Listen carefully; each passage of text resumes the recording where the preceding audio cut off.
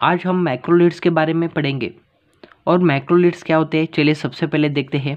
एक एंटीबायोटिक होते हैं, उनका स्ट्रक्चर देखिए कैसे होता है। माइक्रोसाइक्लिक लैक्टोन रिंग होती है विथ अटैच शुगर, यानी कि एक माइक्रोसाइक्लिक लैक्टोन रिंग और उसे शुगर्स अटैच होते हैं, तो उस स्ट्रक्चर को हम कहते हैं माइक्रोलिड्स। उसके इंपॉर्टेंट एग्जाम्पल है erythromycin, roxithromycin, clarithromycin and the azithromycin. तो आज हम उस 4 एग्जाम्पल में से एक ही एग्जाम्पल देखेंगे, उसका नाम है इरिथ्रोमाइसिन। तो लेट्स स्टार्ट। इरिथ्रोमाइसिन के बारे में अभी देखते हैं। तो सबसे पहले इंट्रोडक्शन देखा जाए तो इट इज़ एन माइक्रोलिड्स। हमने देखा है ये क्या है, माइक्रोलिड्स है, ऑब्टेन फ्रॉम स्ट्रेप्टोमाइसिस इरिथ्रस। इस स्ट्रेप्टोमाइसिस इरिथ्रस से ऑब्टेन किया जाता है। It inhibits the protein synthesis of the bacteria. ये क्या करता है, बैक्टीरिया का जो प्रोटीन सिंथेसिस होता है उसको इनिबिट करता है। चलिए देखते हैं कैसे करता है। तो देखिए मैकेनिज्म ऑफ एक्शन में फर्स्ट पार्ट आएगा। जो इरिथ्रोमाइसिन और माइक्रोलिड्स है वो क्या करता है, binds to the 50S ribosomal subunit. क्या है होता है, बैक्टीरिया के अंदर राइबोसोम होता है, वहाँ पर मेनली प्रोटीन का सिंथेसिस होता है। उस राइबोसोम के 2 सब यूनिट होते हैं। आप जो ऊपर वाला देख रहे हैं वो 50S है, और ये नीचे वाला जो देख रहे हैं वो क्या है 30S है। और ये क्या है, mRNA है। ये क्या है, mRNA है। तो मेनली क्या होता है, जो हमारा इरिथ्रोमाइसिन या माइक्रोलिड्स होता है वो binds to the 50S ribosomal subunit. ये ऊपर वाला 50S होता है, तो यहाँ पर हमारा इरिथ्रोमाइसिन या माइक्रोलिड्स यहाँ पर बाइंड हो जाता है। उसके बाद देखते हैं क्या होता है। ये क्या करता है, inhibit the translocation of the growing peptide chain from A side to the P side. चलिए अभी मैं डायग्राम के माध्यम से आपको समझाने की कोशिश करता हूँ। देखिए ए क्या है, ए पी साइट है, ए क्या है पी साइट है, और ए क्या है ए साइट है, यानी कि 2 साइट होते हैं।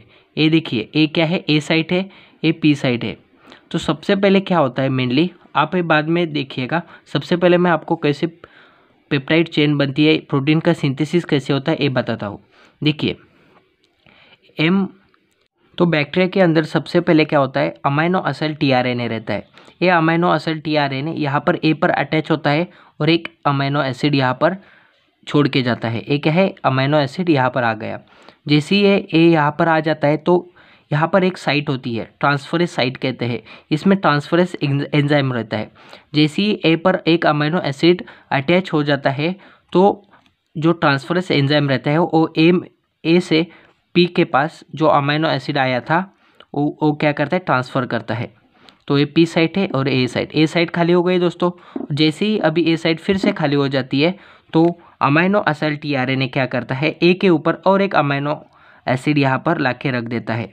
ये देखिए ए है और ए पी साइट है। तो ए पी साइट पर ये जो अमाइनो एसिड था वो मैंने एज इट इज़ लिखा है।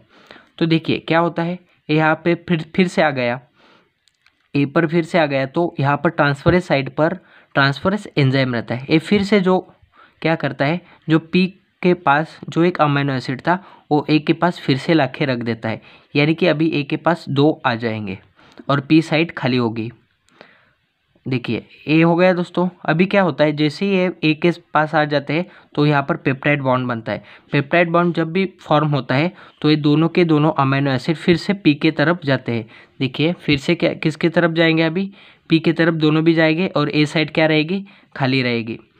तो जैसे ही ए साइड खाली रहेगी फिर से क्या करेगा, ए अमीनो एसिड टीआरएनए है और फिर से अमीनो एसिड यहाँ पर ला के रख देगा, और उसके बाद फिर पी से दोनों भी यहाँ पर आ जाएंगे और यहाँ पर 3 अमीनो एसिड पेप्टाइड बॉन्ड बनाएंगे। यानी कि ये क्या हो रहा है, पॉलीपेप्टाइड की चेन बना रहे हैं।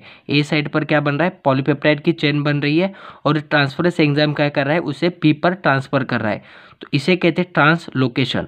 तो क्या करता है, हमारा जो इरिथ्रोमाइसिन या माइक्रोलिड्स है वो 50S सब यूनिट को ज्वाइन होता है और इनिबिट करता है किसको, ट्रांसलोकेशन को। ट्रांसलोकेशन यानी कि ए साइड पर जो पॉलीपेप्टाइड की चेन बन रही है उसे पी साइड पर ट्रांसपोर्ट करना, इसे कहते हैं ट्रांसलोकेशन। लेकिन हमारा जो इरिथ्रोमाइसिन या माइक्रोलिड्स है वो क्या करता है, इनिबिट करता है ट्रांसलोकेशन को। तो इसलिए क्या होता है, इनिबिट द प्रोटीन सिंथेसिस। अगर प्रोटीन सिंथेसिस का इनिबिशन होगा तो क्या होगा, बैक्टीरिया सर्वाइव नहीं कर पाएगा। और यही है हमारा action, mechanism of action erythromycin का। तो ये क्या है, it is a bacteriostatic at low concentration and bacteriocidal at high concentration. जो इरिथ्रोमाइसिन या माइक्रोलिड्स होता है उसे आप लो कॉन्सेंट्रेशन में देते हैं तो bacteriocidal effect bacteriostatic effect show करता है, लेकिन इसका कॉन्सेंट्रेशन जब आप बढ़ाओगे तो ये बैक्टीरियोसाइडल इफेक्ट शो करेगा। More active in the alkaline pH, ये क्या है, अल्कलाइन पीएच पे ज़्यादा एक्टिव रहते हैं। अभी हम देखेंगे फार्माकोकाइनेटिक्स देखेंगे माइक्रोलिड्स का। तो absorb from the upper GI tract, ये अपर जीआई ट्रैक्ट पर जल्दी एब्जॉर्ब हो जाता है। Destroyed by the gastric juice, इसलिए ये क्या है, एसिड लबायल है। फूड में delay the absorption of the erythromycin, जब भी हम फूड वगैरह कुछ लेते हैं तो इरिथ्रोमाइसिन को नहीं लेना चाहिए, क्योंकि क्या कहता है, एब्जॉर्प्शन में डिले हो सकता है। Widely distributed in the body but not cross blood brain barrier, partially metabolize in the liver and the excreted in the bile. तो ये था फार्माकोकाइनेटिक्स। एडवर्स इफेक्ट देखते हैं हम। एडवर्स इफेक्ट में क्या आएगा, नोजिया, वोमिटिंग, डायरिया।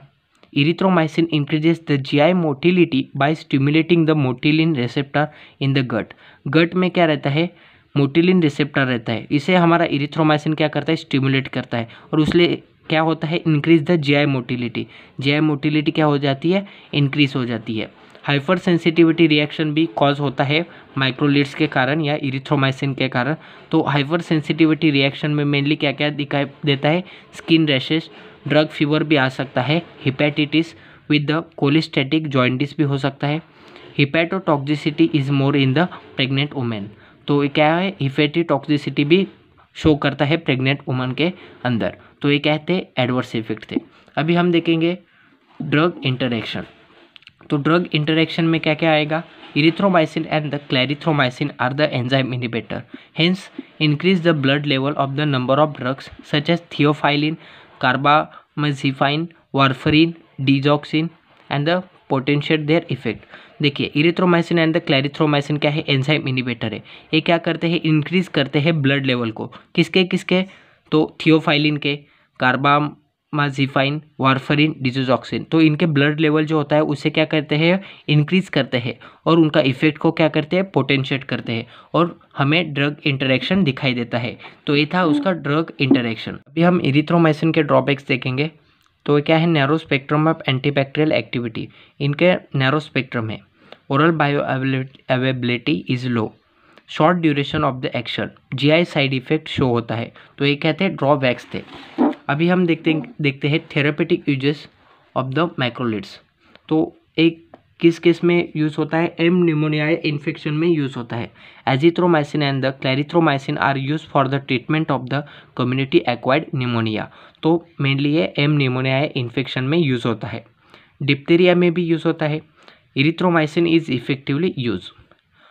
पर्ट्यूसिस यानी कि उफिंग कप, तो इसमें भी erythromycin, clarithromycin and the azithromycin mainly use होते हैं।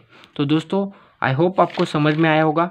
वीडियो अंत तक देखने के लिए दोस्तों दिल से शुक्रिया, धन्यवाद।